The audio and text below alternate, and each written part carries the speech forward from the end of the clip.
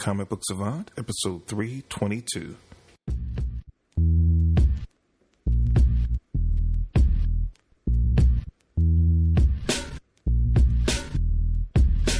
I know this. This I know. All that I have, all that is me, resides inside my poetry. And every time I write a rhyme, it might be the line that sets mine free. And also, I know that I don't... Welcome to the Comic Book Savant podcast. I'm your host, James Harris.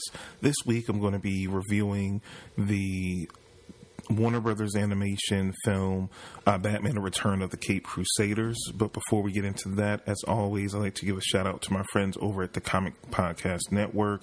You can find them over at comicspodcast.com. If you like this show and you want to find some more comic book related podcasts to listen to, it's one of the best places you can go.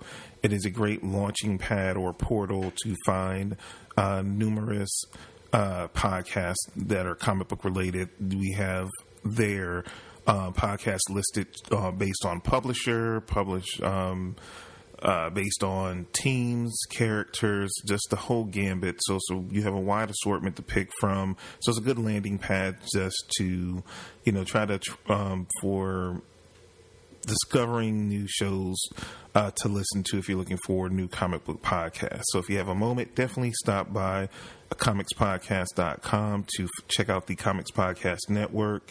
Last but not least, I'd like to give a shout out to the sponsor of the show, which is InStockTrades.com, one of the best places you can go on the net for collected editions.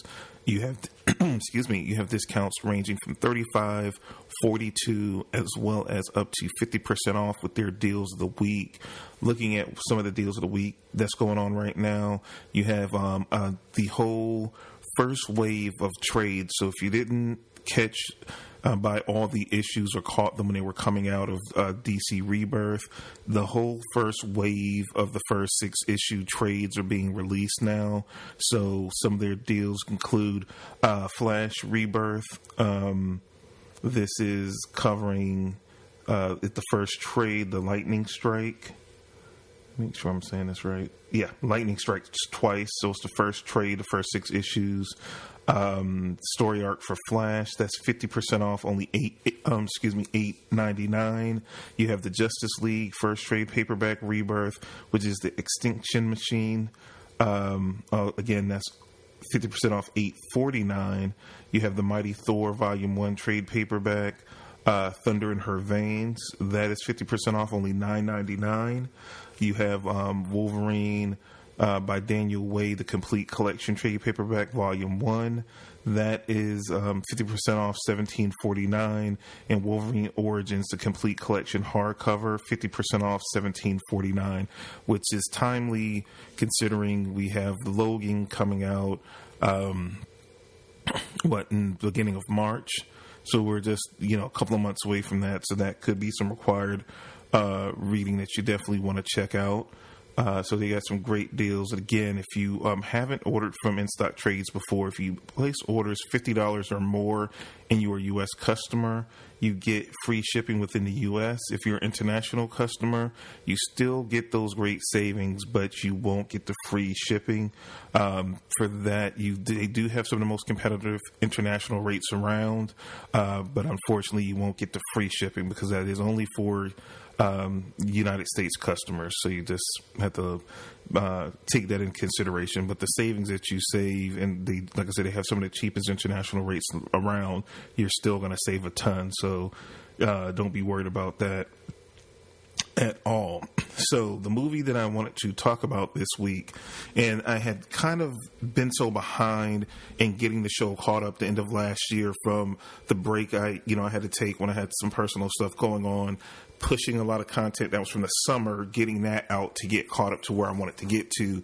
And this was one of the movies that I had been planning on reviewing way before because it had been out for a little while, but just getting a chance to review it now. I've really enjoyed Warner Brothers animation, studio.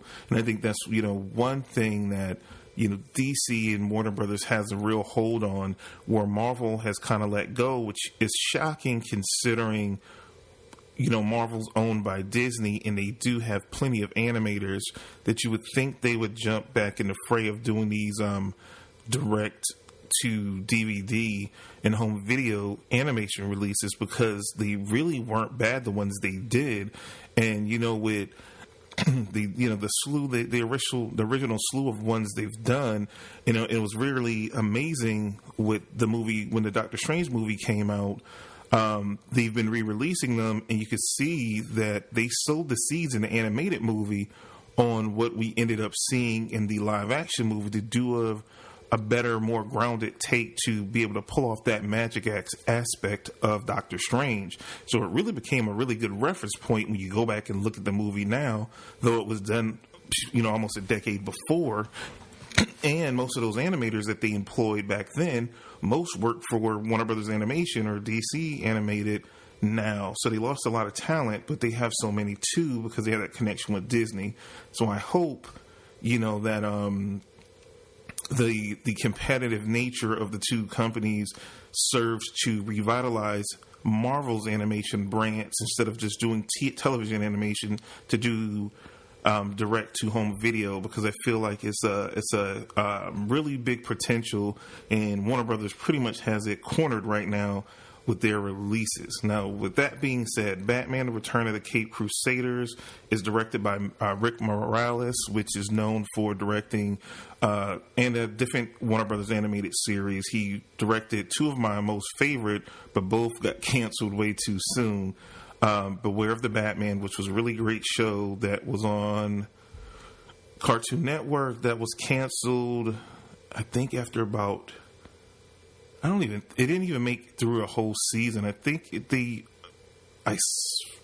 aired like 7 or 8 of the episodes. I know it was more that never got released. I don't know if they ever released a series on DVD. I have to kind of look into that. But it was a really good, totally CGI. They did a different take on Batman, and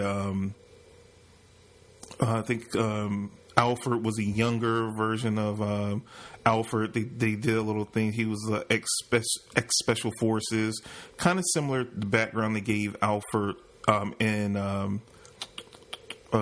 Jeremy Irons per take. That Jeremy Irons said in Batman v Superman that he had done some special ops work in his past, and he had military training. It was played up on that, and then he was physically younger in this series. And I think Katana was not a Robin in this series. They played up and had Katana connected to it. It was really good. And it played off of some of they had like Mr. Pig. They had some of the more recent villains that was brought in by Grant Morrison in his Batman and Robin run with Pat Gleason, which was cool that they, at the time, because this was a few years ago now, that they brought in some immediately cool newer villains and incorporated them into the show. And it was breath of fresh air. It was really good. Didn't last long, which was a shame. And the Green Lantern the animated series, another totally CGI venture that was really good. I think the reasoning it got canceled was, poor toy sales, but it was a really good series. They dived deep into the Green Lantern mythos. It only lasted a season. It was a shame that they didn't get another season, because it was a really good show. This particular movie was written by Michael, I hope I pronounced this correctly, Jelenic and James Tucker. And the breakdown is as follows. Batman and Robin spring into action when Gotham City is threatened by the Penguin, the Joker, Riddler, and Catwoman.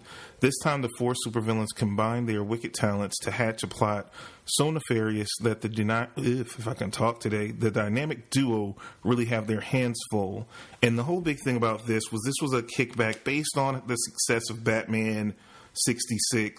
I think it started out as a DC online only project that you could get through DC, online, buying it, or through like Comixology. That was a direct to internet first comic that they then collected and would print after so much of the story was released. They would print it, and then you could buy it in comic stores. Venture, and it took off, was really successful, and they decided to, hey, let's try our hands in getting, Adam West and Burt Ward back. and some of the original people. So the cast is as follows. We had Adam West reprising his role as Bruce Wayne Batman, Burt Ward as Dick Grayson Robin, Julie Newmar as Catwoman, Jeff Bergman as the Joker. So here's where I'm going to preface this. This is not going to be a long review. This is not going to be a long episode. I don't know what positive I can say about it. It didn't work for me. The animation was solid with most of these Warner Brothers animated movies. The animation is always pretty much average, at best, and it varies. This is kind of in between. The animation style is kind of in between what we get with the other Batman movies that I've been reviewing, like Batman Unlimited. That's a little lower end and lower quality animation. This is not on the. I wouldn't say this is quite on the level as some of the more serious Diniverse style animated movies they put out, like The Killing Joke and whatnot. I think it's a little in the middle between those two styles. With the animation, it wasn't bad. It wasn't mind blowing. The story was interesting for what it was. I was a huge fan of the old Batman series with Adam West and Burt Ward as a kid. I grew up seeing, reruns of those as a kid, and those were rather, held a special place in my heart as a kid. I really, in my adult years, I really never went back and watched those shows. So going in, I thought this was, cool. Like Return of the Caped Crusaders. I get the, they're playing up on that. I hadn't read the Batman 66 book. So I thought this might be like, hey, this should be nostalgic and fun. And it was just like, I have so grown past this style of Batman. It didn't work for me. It was just corny. It was laborious at points. This movie was just a little bit over an hour long. I think it was like 78 minutes or something like that, 78, 73 minutes runtime. And it seemed like so much longer. Oh my God. I was like, make it stop. And I was like, and it, it was just, but it didn't work for me. I'm not going to say this won't work for other people. Maybe if you've never seen this style of Batman, if you're younger and this is more like a history lesson, being that, when I was real young, this was the first Batman that I got a chance to see that wasn't, a cartoon. And, we had a cartoon with the Super Friends and all that kind of stuff. And Batman was a little bit cooler. But I think Adam West and Burt Ward would do the voices for the old Super Friends cartoons for a while, if I'm not mistaken. So it was just way too campy for me. And as an adult, I like my Batman with an edge and a little darker. Batman Begins changed a lot for me in terms of the complexion of my Batman. I don't necessarily would go like I root for the Frank Miller ultra dark, ultra violent. I appreciate those stories he wrote, but I kind of like my Batman somewhere in between of what Nolan gave us on the big screen with Batman Begins and what Scott Snyder. I think he really has defined in a whole what I look for in my Batman character. My characters. Nowadays, and what kind of Batman book that I enjoy. I think his run on the book has been the quintessential embodiment for me where I'm at in this point in my life, and have been for a while, on what I think Batman should be, and has that right enough balance to him between dark, personable, detective, like hit all the notes. Now, one thing I did like about the story at one point, Batman gets drugged and he reveals a kind of darker side. That section of the movie was kind of a little fun, seeing especially this ultra campy Adam West version of Batman, Bruce Wayne, have this kind of dark side. It was interesting to see that play out on screen. But all in all, it will work for some, and I'll say this, but for me, I only can recommend this as a skip it on my scale, movie rating scale. I would never go back and rewatch this movie. I I wish I could get the time back I invested in watching it. But that's what I do. I take the hit for you guys, so you guys don't have to if you don't want to. Now, again, if, I think, but certain things with movies and even with comic books are subjective. And I hope, in doing this, I can say personally, I did not like this film, but I think for some it might work. So it's worth viewing. Maybe if you can see it on Netflix down the road, or if you even Redbox it, and something like that, just to rent it, to check it. I wouldn't say run out and buy this, but it's worth a viewing. I think some people will get a kick out of it and think it's, real funny if you like that camp level. I just think when it comes to my my superheroes, I like them more modern and this kind of throwback appeal. It just, at the time, like I said, as a kid, I loved it. I remember having the Adam West Batman action figure and Burt Ward action figure and the whole nine, and the little Batmobile and everything. And I was like, it's so far removed from what I want my Batman now. And I was just sitting there watching, like, in shock and awe. Like, I used to love this. I really did. And I'm like, I'm either so old now, or I'm so out of touch, or I have just changed. And I'm going to go with the option of I am older, so I am old. But I was a kid. Certain things that you hold this, it ruined you know what it does in a way? It ruins my memory of Batman, and I'm kind of sad about that old television show, because I just think it was so cool, and it totally ruined it. But, it's happened before. I've talked about, previously that, sometimes you go back, and sometimes that's why I do retro reviews. Then I go back and review stuff that I covered at one point, especially for doing this podcast for so long.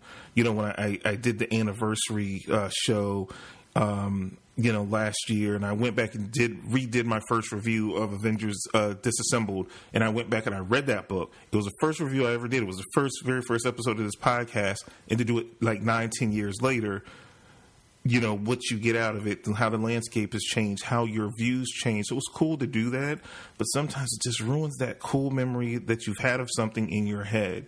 But sometimes it's good to do that, because then you can see how you've progressed in your views and how you view things, which is I don't think is a bad thing.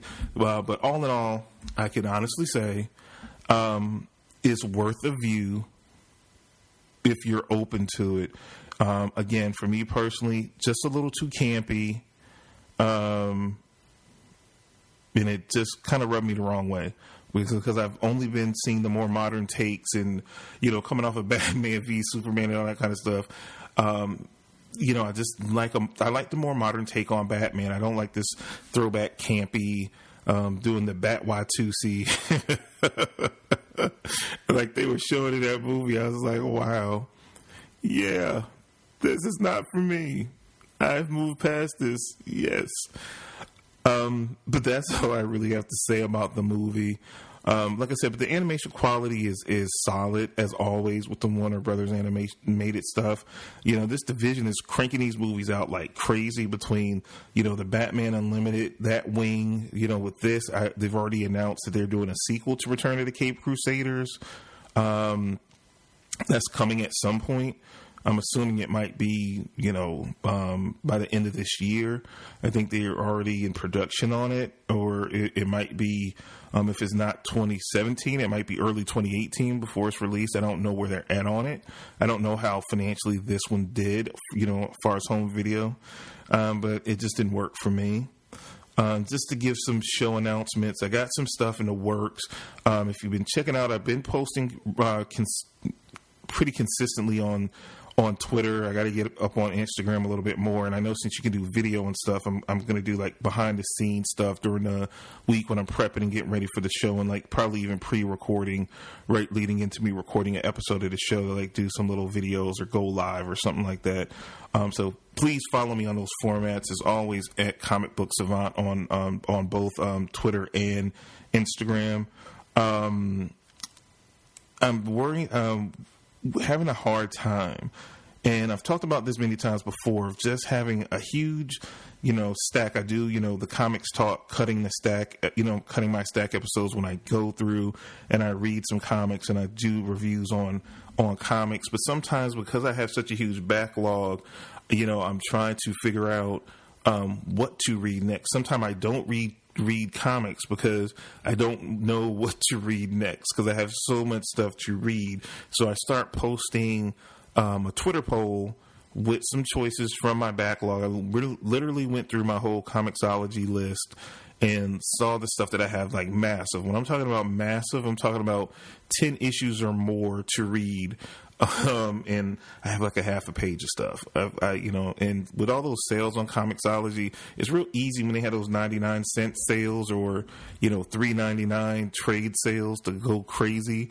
And sometimes I go crazy, and we're not going to talk about that because I have a problem. I know I have a problem. I love comics and I love deals.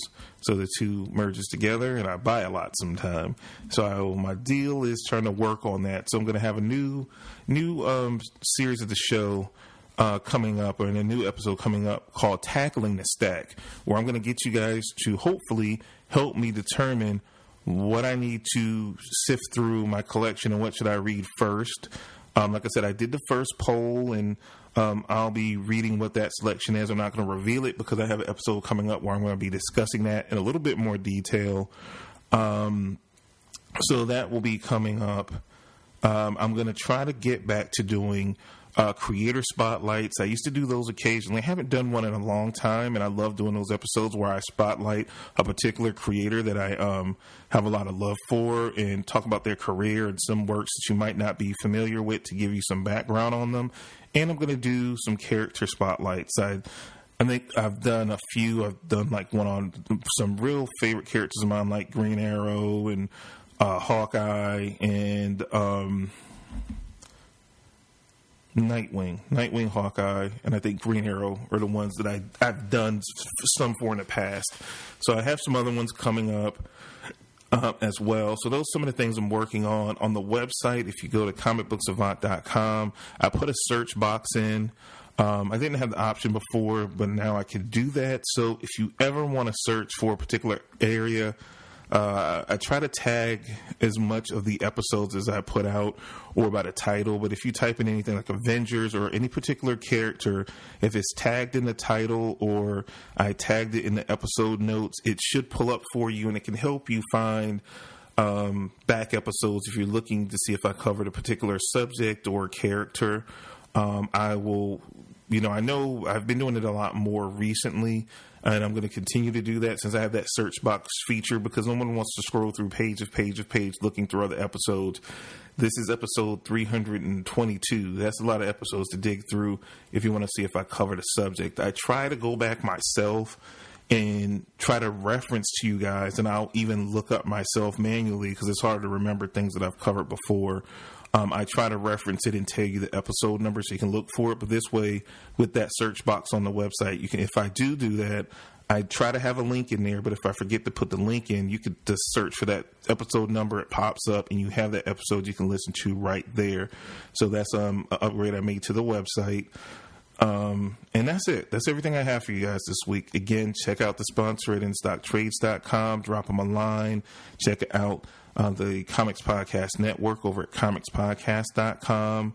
If you check out a creator and you check out their podcast and you enjoy it, drop them a line and let them know, that you did enjoy their show. That means so much to us as creators when we get feedback from the listeners about what you've listened to. And we try to incorporate it in what we do going forward. So take time to do that. You could always contact me through the website, the Twitter, or Instagram. All comicbooksavant.com is the website. And at Comic Book Savant on Twitter and Instagram. That's all I have for you guys this week. I'll see you again next week for another episode of Comic Book Savant. Take care.